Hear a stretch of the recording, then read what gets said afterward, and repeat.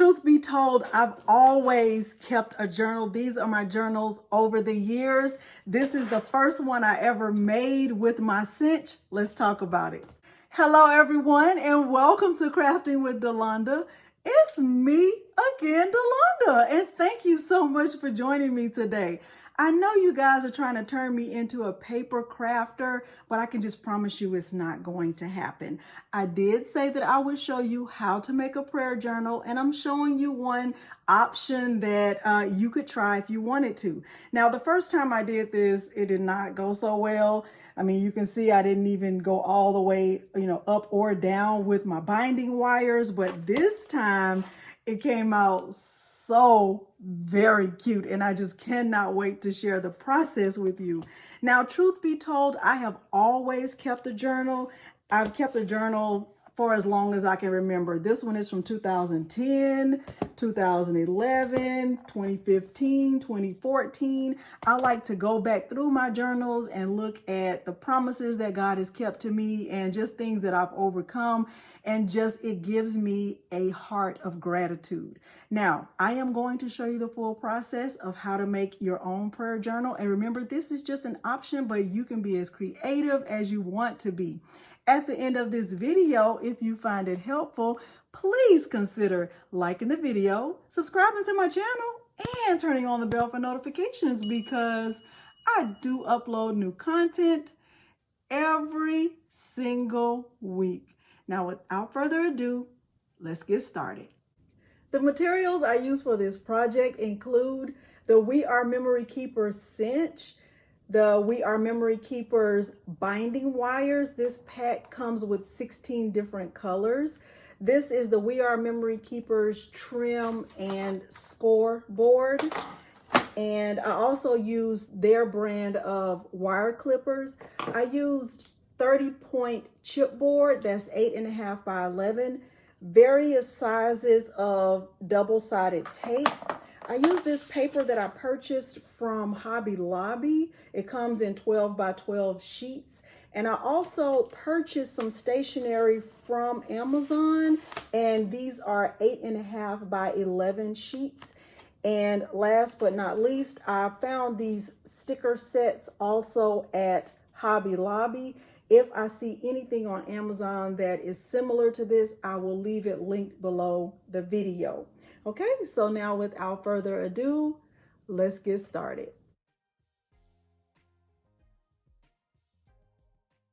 Let's use the trim and scoreboard to cut the stationery in half.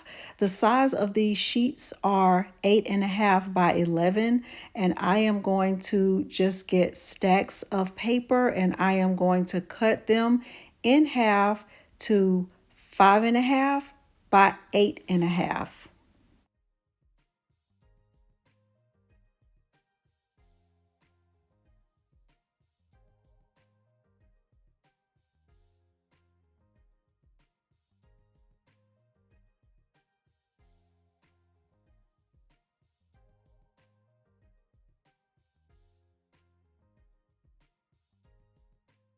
Next, get 2 sheets of heavy chipboard. Cut the chipboard to a size of 8 3/4 by 5 3/4.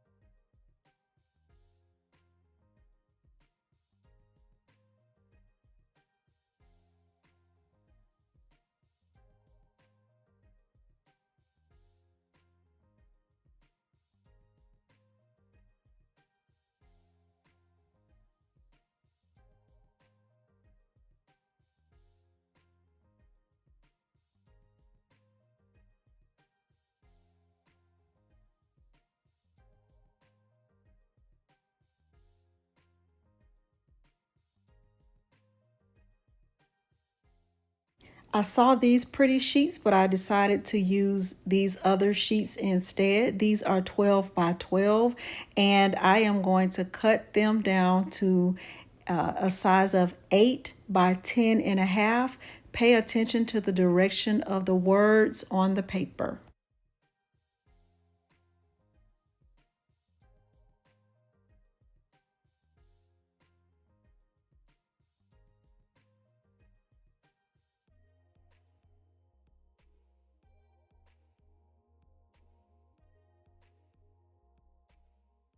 I found 2 complementary sheets of cardstock that I am going to cut down to 8.5 by 5.5, and I'll use these to cover the insides of the front and back cover.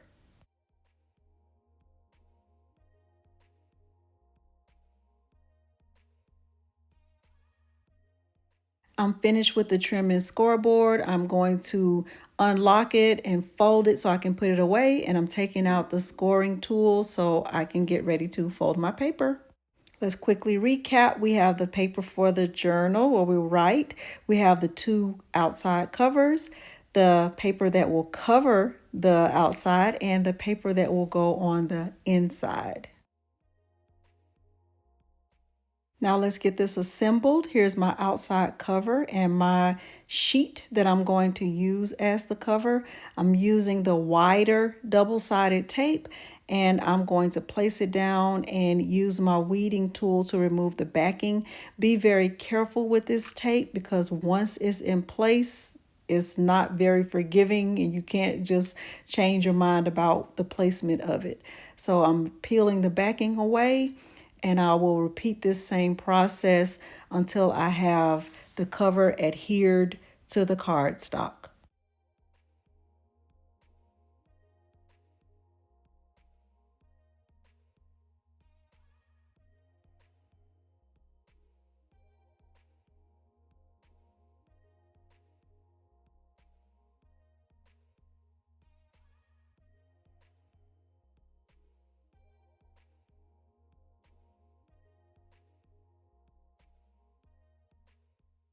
Now I'm going to use my scissors to cut the corners diagonally.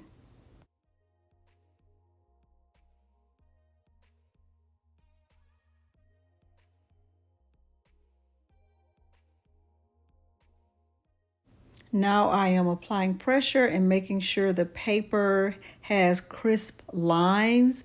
I'm using the scoring tool. Someone told me this is called a bone folder. They must have been a paper crafter. And I am just going over it, and then I will use the 1/2-inch double-sided tape to adhere the cardstock to the chipboard.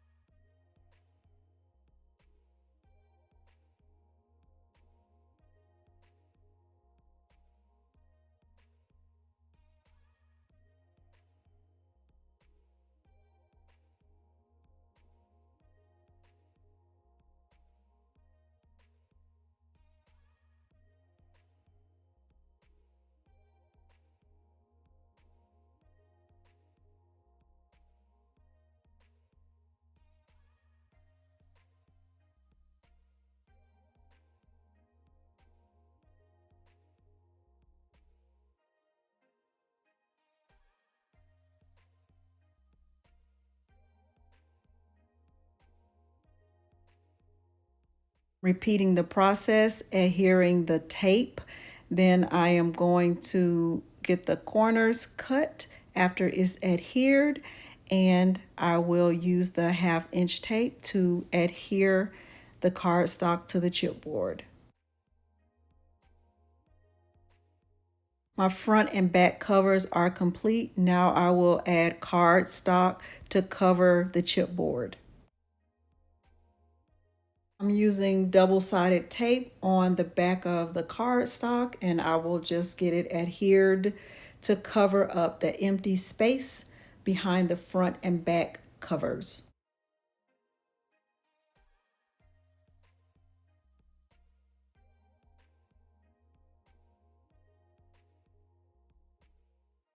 Now that I have all of the parts of my journal cut out and all of the adhesive is in place, this is the green binding wire that I'm going to use. I can start to add embellishments, but this part is optional. You can add additional sheets that are the same size. These are 8.5 by 5.5, and I just inserted them in random places.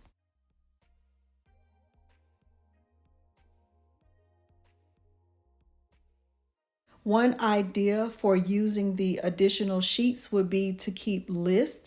So for this first sheet, I wrote, I am thankful for, and I can just keep an ongoing list of things I'm thankful for. I can update it weekly, monthly, daily, however I decide. On this second sheet, I wrote, I am trusting God for.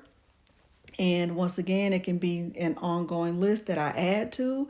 On the third sheet, I wrote special prayer requests. So if there's something special that I'm praying for and I want to, add to my list, I can add it to this sheet here and keep an ongoing list. And the last sheet, I didn't add anything, but you could be creative and come up with your own list. I also added several sticker embellishments just to random pages throughout the journal.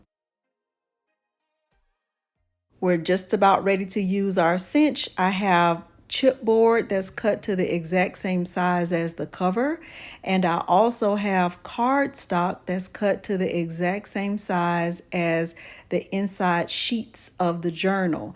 We are going to do some test punches before I mess up my journal.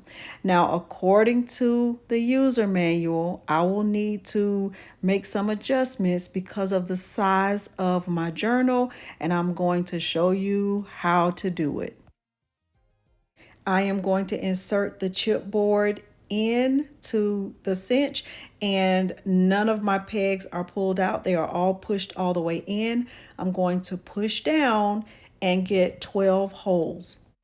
Now I am going to pull the alignment tool all the way out as far as it will go. I will reinsert the chipboard.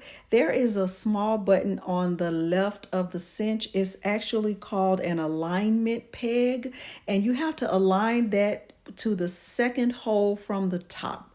So I'm doing that, and then I'm going to push that peg down and pull out peg 5 and then punch again. This will give me 4 additional holes for a total of 16 holes altogether. Now I'm going to repeat that process again, but I slowed the video down just a little bit. I'm inserting the cardstock. I'm going to punch it. All of the pegs are in, none of them are pulled out. I'm going to pull the alignment tool out as far as it will go. And once again, align that peg to the second hole from the top. And then I will pull out peg 5 and punch again. And this will give me 16 holes that shall line up with the chipboard. And they do. It's perfect. Now let's do this again with the actual journal cover. Here's the front cover. It's face down. All of the pegs are pushed all the way in. I'm going to pull down on the cinch using a little bit of strength here. I am going to remove the journal cover. I am going to pull the alignment tool out, insert the cover back in, aligning it to the second hole from the top. Once it's in there securely, I will lock it with the peg that's on the side of the cinch. Then I will pull peg 5 so that it does not punch there. And I will punch again to get 4 additional holes. I am going to repeat this process for the back cover. The back cover should be face up.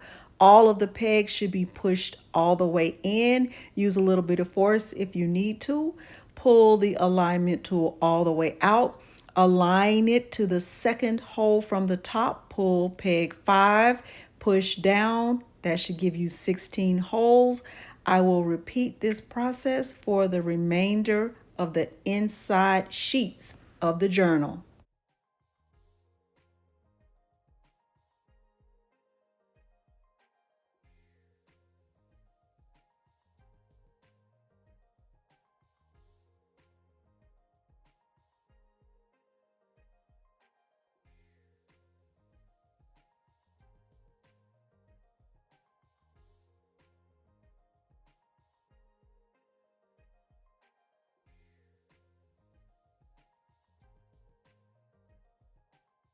Now it's time to start the binding and cinching process. I am going to count 16 coils because that's how many holes there are on the journal. And what I'll do is just count 16 on the thinner side, and the side that has the wider part of the wire is where I will cut right in between 16 and 17 right there. And I will attach the wire to the cinch.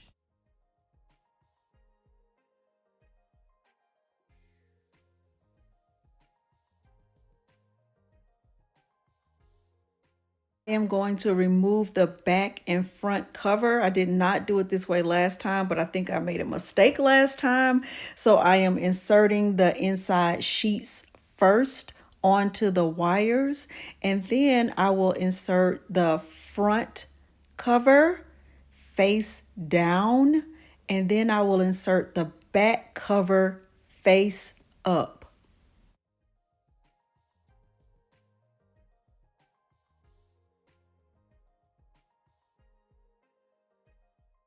Carefully remove the journal and turn the cinch to your left. I'm making sure the wires are facing the cinch, and mine is adjusted to 5/8. And since all of the wire, the whole wire will not fit under there at one time, I'm just going to do the top portion first. I'm going to press down, and then I'll move my journal up a bit and then press it one more time.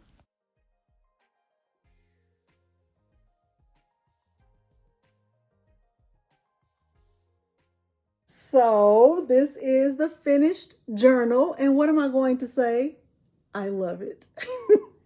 I love the way this turned out, and hopefully you do too. And if you don't plan to do yours exactly like this, hopefully I've given you some ideas and I've inspired you to try this, because remember, I am not a paper crafter. If you have found this tutorial helpful, please consider liking the video, subscribing to my channel, and turning on the bell for notifications, because I do upload new content every single week. Thank you so much for joining me today, and thanks for watching. Bye.